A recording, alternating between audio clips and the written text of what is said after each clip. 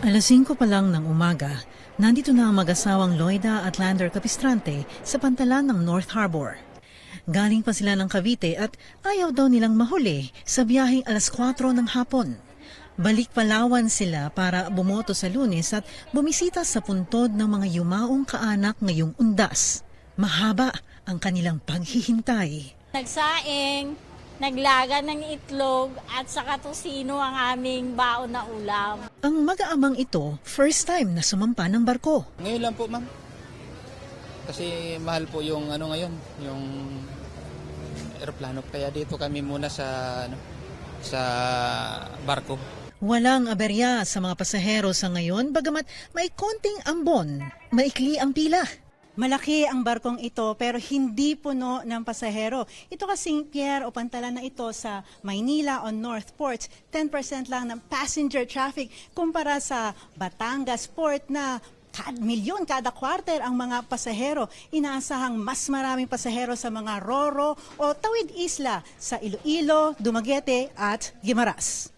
Sa forecast ng Philippine Coast Guard, aabot sa 1.4 hanggang 1.5 milyon ang sasakay ng barko ngayong barangay elections at undas.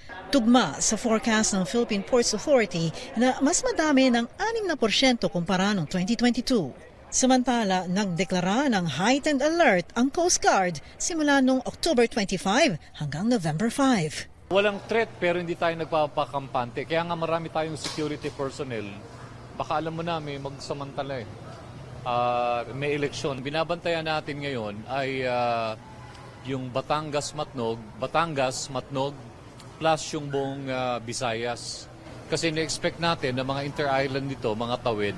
Mahigpit ang baggage check. Bawal ang flammables at matutulis na bagay maging mga karne.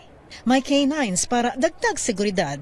Ang mga minor de edad dapat may birth certificate kahit kasama ang magulang. Sa tala naman ng Coast Guard, may nakumpiskang marijuana pero sa ibang pantalan. Personal na nag-inspeksyon din si Transportation Secretary Jaime Bautista. 3 passenger vessel nationwide ang nakitang hindi seaworthy ayon sa Coast Guard. Hindi pinangalanan ang mga shipliner. Merong mga ilang barko na dinitain natin, no? Tawag natin doon, detain, no? And pinapaayos. Merong some deficiencies na kailangang ayusin bago payagan na lumayag, no? Paalala ng mga otoridad, huwag kalimutan ang manifesto para walang overloading at iwas trahedya. Ang pasahero po natin para sa barkong ito ay less than 700 people and our capacity is about 1,800. So kayang-kaya po nating i-manage ang volume po ng pasahero. Sa mga maliliit na Roro o inter-island ferries, dagdag paalala ng Coast Guard, huwag magpilit na sumampa kung puno na para iwas trahedya. Lois Calderon, CNN Philippines.